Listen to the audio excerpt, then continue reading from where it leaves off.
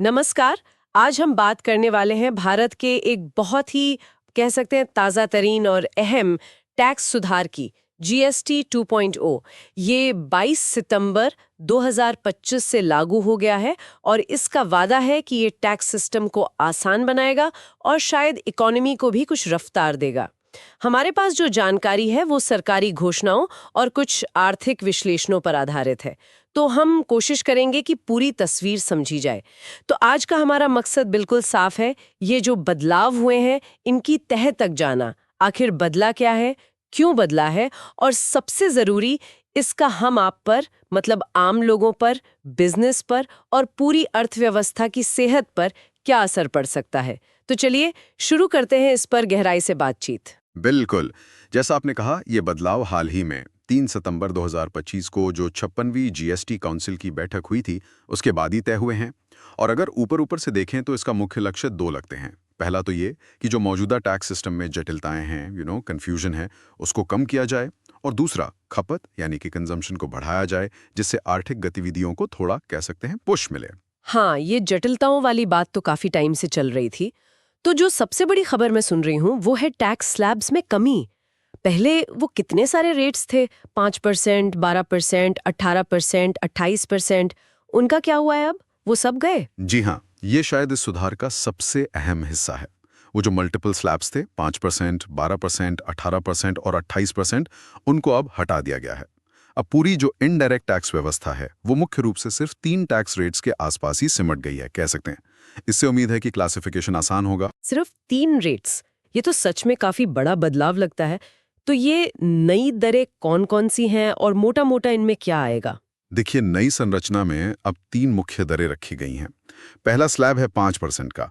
इसमें कोशिश ये है कि रोजमर्रा की जरूरत की ज्यादातर चीजें और जो जरूरी सेवाएं वो इसमें आ जाएं। दूसरा स्लैब है 18% का। इसको आप एक तरह का स्टैंडर्ड रेट मान सकते हैं। बहुत सी वस्तुएं और सेवाएं जो पहले शायद अलग अलग रेट्स पर थीं, वो अब इसमें आ गई हैं।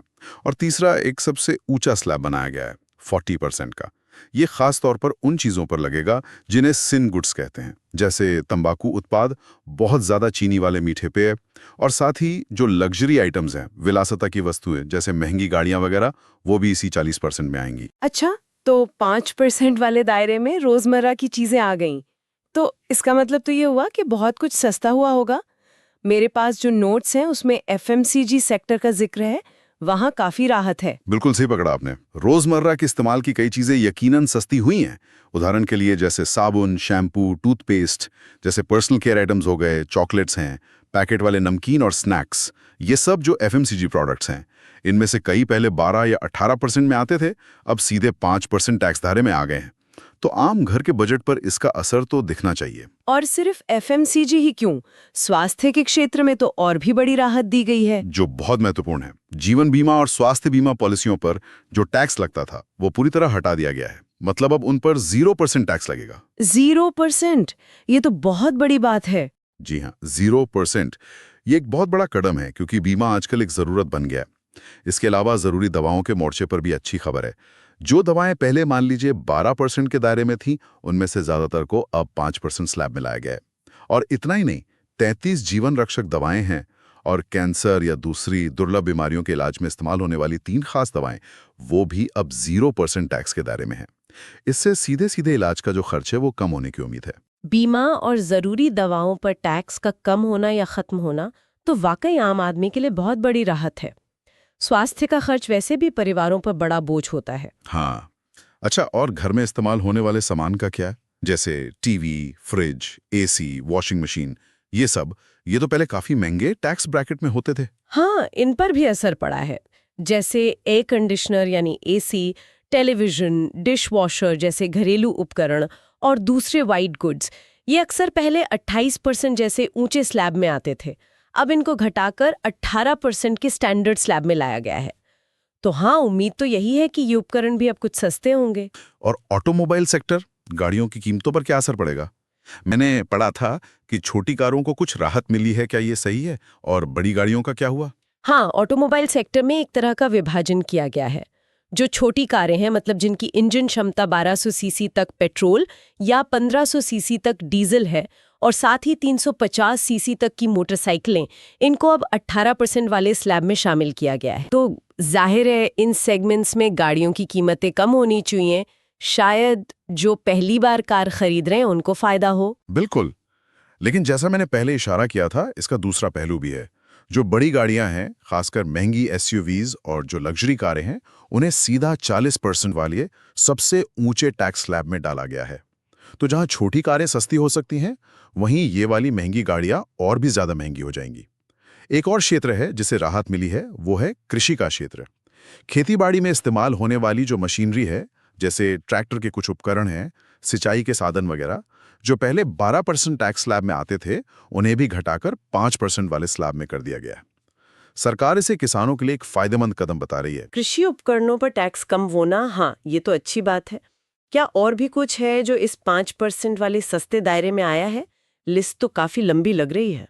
हाँ, कुछ और चीजें भी हैं जो ध्यान देने लायक हैं, जैसे 2,500 रुपए से ज्यादा कीमत वाले जूते चप्पल, खेल का सामान, बच्चों के खिलौने और हैंडीक्राफ्ट्स यानी हस्तशिल्प की वस्तुएं भी अब 5% के दायरे में हैं।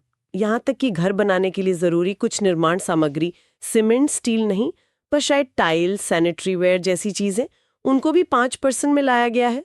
तो कुल मिलाकर देखें तो बहुत सी चीजों पर टैक्स का बोझ कम हुआ है। ये तो हुई उन चीजों की बात जिनके दाम शायद कम होंगे। अब सिक्के का दूसरा पहलू देखते हैं, महंगा क्या हुआ है। जैसा कि अभी बात हुई, शायद वो लग्जरी आइटम्स और सिन गुड्स। एकदम सही कहा आपने। मुख्य रूप से वही चीजें महंगी हुई हैं जिन्हें हमें सरकार या तो लग्जरी का सामान मानती है या फिर सेहत के लिए हानिकारक समझती है। इन पर अब सीधा 40% का टैक्स लगाया गया है।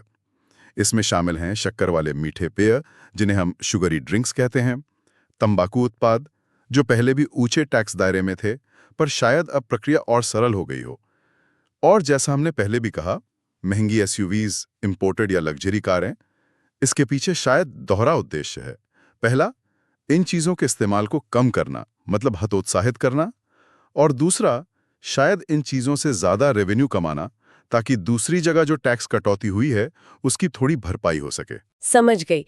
तो ये जो इतने सारे बदलाव किए गए हैं, स्लैब कम करना, चीजों के दाम ऊपर नीचे करना, इनके पीछे सरकार का, आप कह सकते, ओवरआर्चिंग मकसद क्या नजर आता है?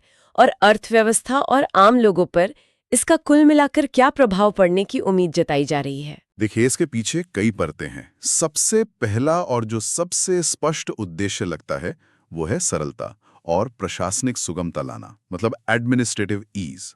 कम टैक्स स्लैब होने का सीधा मतलब है कि वस्तुओं और सेवाओं का वर्गीकरण आसान हो जाएगा। किस चीज पर कितना टैक्स लगेगा, इसको लेकर जो कंफ्यूजन और झगड़े होते थे, उनके कम होने की उम्मीद है। अधिकारियों और बिजनेस दोनों के लिए कंप्लायंस आसान होना चाहिए। इसी से जुड़ा एक और तकनीकी पहलू है, वो है इन्वर्टेड ड्यूटी स्ट्रक्चर की समस्या का समाधान। ये वो स्थिति होती है जहां किसी चीज को बनाने के लिए जो कच्चा माल लगता है, मतलब इनपुट्स, उस पर टैक्स की दर ज्यादा होती है, और जो तैयार माल बनता है यानी आउटपुट्स, उस पर टैक्स कम होता है। उदाहरण के लिए, मान लीजिए टायर बनाने वाले को रबर पर 18% देना पड़ता था, पर तैयार टायर पर सिर्फ 12% लगता था। इससे बनाने वाले को इनपुट टैक्स क्रेडिट लेने में दिक्कत आती थी, पैसा फंसा रहता था। स्लैब कम होने से ऐसी गड़बड़ियां कम होने की उम्मीद है, जिससे मैन्युफैक्चरर्स को राहत मिलेगी। हाँ, ये इन्वर्टेड ड्यूटी स्ट्रक्चर वाली समस्या तो इंडस्ट्री काफी टाइम से उठा रही थी। अगर ये सुलझती है तो अच्छी बात है। और आम उपभोक्ता और छोटे कारोबारियों, मतलब एमएसएमईज के लिए सीधा क्या फायदा दिख रहा है? वित्त मंत्री ने इसे किसान हितैषी और एमएसएमई हितैषी भी कहा है। उनके लिए सबसे सीधा फायदा तो यही है कि रोजमर्रा की जरूरत की अनेक चीजें सस्ती हो रही हैं। जैसा हमने गिनाया, एफएमसीजी प्रोडक्ट्स, बीमा, कुछ दवाएं, कृषि उपकरण, इन सब पर टैक्स कम होने से लोगों की जेब पर बोझ घटेगा। इससे उनकी खरीदने की शक्ति यानी परचेजिंग पावर बढ़ सकती है, जो शायद बाजार में मांग पैदा करें। और एमएसएमईज के लिए भी टैक्स का ढांचा सरल होने से उनका हिसाब किताब रखना, रिटर्न फाइल करना, ये सब आसान हो सकता है, तो उनका कंप्लायंस का बोझ कम होगा। स्वास्थ्य खर्चों में कमी वाला पॉइंट भी बेहद अहम है, उसे हमें नजरअंदाज नहीं करना चाहिए। जीवन बीमा और स्वास्थ्य बीमा का टैक्स मुक्त होना और जरूरी दवाओं पर टैक्स का घटना या बिल्कुल खत्म हो जाना, ये सीधे सीधे परिवारों के मेडिकल बिल को कम कर सकता है। भारत जैसे देश में जहां स्वास्थ्य पर जेब से होने वाला खर्च, मतलब आउट ऑफ पॉकेट एक्सपेंडिचर, बहुत ज्यादा है, ये एक महत्वपूर्ण राहत हो सकती है। ये सब तो काफी सकारात्मक पहलू लग रहे हैं। लेकिन क्या इसका अर्थव्यवस्था की पूरी रफ्तार पर, जैसे कि जीडीपी ग्रोथ रेट वगैरह पर भी कोई असर पड़ने का अनुमान है? हाँ, इस पर भी नजर डाली गई है। सरकार का जो थिंक टैंक है नीति आयोग, उन्होंने एक अनुमान जारी किया है। उनका मानना है कि ये जो टैक्स सुधार हैं, ये लंबी अवधि में आर्थिक विकास को गति देने में मदद करेगा। उनका आकलन है कि इससे खपत बढ़ेगी, कारोबार करने में आसानी होगी, ईज ऑफ डूइंग बिजनेस जिसे कहते हैं, और इन सब के चलते भारत की जीडीपी वृद्धि दर 6.5% के आसपास बनी रह सकती है। अगर ऐसा होता है तो ये अर्थव्यवस्था के लिए यकीनन एक अच्छा संकेत होगा। तो सरकार की टैक्स से होने वाली कमाई कम होने का खतरा रहता है, और इस पर जो अनुमान सामने आए हैं वो काफी कह सकते हैं चौंकाने वाले भी हैं, और उनमें बहुत अंतर भी है। अंतर? कैसा अंतर? क्या अनुमान है? देखिए, केंद्र सरकार ने खुद ये माना है कि इन बदलावों के कारण उन्हें सालाना लगभग 48,000 करोड़ रुपए के राजस्व का नुकसान हो सकता है। और राज्यों के लिए तो यह अनुमान और भी बड़ा है।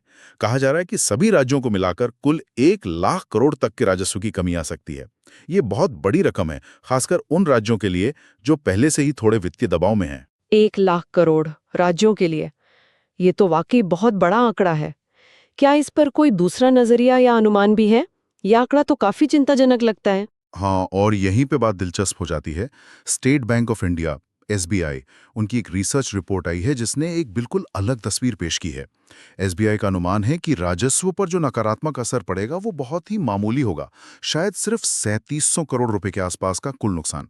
अब आप देखिए, कहाँ 1,00,000 करोड़ से ज्यादा का नुकसान केंद्र और राज्य मिला के, और कहाँ सिर्फ 3700 करोड़। इतना बड़ा फर्क, 1,00,000 करोड़ बनाम 3700 करोड़। इसके पीछे क्या वजह हो सकती है? ये अनुमान इतने अलग क्यों हैं? ये वाकई में बड़ा सवाल है, और इसके कई कारण हो सकते हैं। हो सकता है कि जो सरकारी अनुमान हैं वो ज़्यादा कंजर्वेटिव हों, मतलब सावधानी बरतते हुए लगाए गए हों। शायद वे टैक्स कटौती के बाद खपत में जो बढ़ोतरी होगी या बेहतर टैक्स कंप्लायंस से जो फायदे होंगे, उनको कम आंकड़े हों। ये भी मुमकिन है कि सरकार भविष्य में राज्यों को मुआवजा देने की जो संभावित देनदारी हो सकती है, उसको ध्यान में रखकर ये आंकड़ा बता रही हो। दूसरी तरफ एसबीआई का मॉडल शायद खपत में तेज उछाल और टैक्स चोरी में कमी पर ज्यादा भरोसा कर रहा हो। वो शायद ये मान रहे हों कि चीजें सस्ती होने से बिक्री इतनी बढ़ेगी कि कम टैक्स रेट के बावजूद कुल कलेक्शन ज्यादा कम नहीं होगा। असली तस्वीर तो देखिए, अगले कुछ तिमाहियों के टैक्स कलेक्शन के आंकड़े आने के बाद ही साफ होगी। लेकिन ये अंतर इस सुधार के मूल्यांकन में एक अहम बिंदु रहेगा। ये राजस्व के अनुमानों का विरोधाभास तो वाकई गौर करने लायक है। अच्छा, इन सारे आर्थिक और प्रशासनिक पहलुओं के अलावा क्या इस कदम का कोई राजनीतिक या रणनीतिक पहलू भी है? सरकार इसे किस तरह के नैरेटिव में फिट कर रही है? देखिए, जाहिर तौर पर सरकार इसे एक बड़े सकारात्मक सुधार के तौर पर पेश कर रही है। इसे आत्मनिर्भर भारत और मिनिमम गवर्नमेंट मैक्सिमम गवर्नेंस के नारे से जोड़ा जा रहा है। यानी टैक्स प्रणाली को सरल बनाकर ईज ऑफ डूइंग बिजनेस को बढ़ावा देना, और साथ ही आम आदमी को महंगाई से राहत दिलाना। रोजमर्रा की चीजों का सस्ता होना हमेशा से एक लोकप्रिय कदम होता है, तो राजनीतिक रूप से भी ये सरकार के लिए एक फायदेमंद संदेश देता है। इसे एक साहसिक और निर्णायक कदम के रूप में प्रस्तुत किया जा रहा है, ऐसा लगता है। बिल्कुल। तो अगर हम आज की इस पूरी चर्चा को समेटने की कोशिश करें तो जीएसटी 2.0 का सार ये है कि इसने कई टैक्स स्लैब को हटाकर मुख्यतः 3 दरों 5%, 18% और 40% का ढांचा लागू किया है। इसके चलते रोजमर्रा की जरूरत की ढेरों चीजें, स्वास्थ्य सेवाएं जैसे बीमा और जरूरी दवाएं, कृषि उपकरण और कुछ हद तक घरेलू उपकरण व छोटी गाड़ियां, ये सब सस्ती हुई हैं। हाँ, और इसके उलट जो लग्जरी आइटम्स हैं और जिन्हें सिन गुड्स कहा जा रहा है, जैसे मीठे पेय, महंगी गाड़ियां, उन पर 40% का भारी टैक्स लगाकर उन्हें महंगा कर दिया गया है। घोषित उद्देश्य हैं टैक्स प्रणाली को सरल बनाना, उपभोग को बढ़ावा देना, इन्वर्टेड ड्यूटी स्ट्रक्चर जैसी समस्याओं को ठीक करना और अर्थव्यवस्था को सहारा देना। लेकिन जैसा हमने देखा, इसके सरकारी राजस्व पर पड़ने वाले असली असर को लेकर अभी अनिश्चितता बनी हुई है, क्योंकि अनुमानों में जमीन आसमान का फर्क है। इसकी असली परीक्षा तो अब जमीन पर होगी, जब ये बदलाव पूरी तरह लागू होंगे और उनके नतीजे सामने आएंगे। सही कहा, नतीजे आने में वक्त लगेगा। तो आज की इस बातचीत के आधार पर श्रोताओं के लिए सोचने वाली एक बात ये हो सकती है, क्या टैक्स दरों में किया गया ये फेरबदल वाकई लोगों के खर्च करने के तौर तरीकों, मतलब कंजम्पशन पैटर्न्स को बदल पाएगा? खासकर जो सिन गुड्स या लग्जरी आइटम्स हैं, क्या 40% टैक्स लगने से लोग सचमुच उनका इस्तेमाल कम कर देंगे, या फिर मांग पर ज़्यादा असर नहीं पड़ेगा?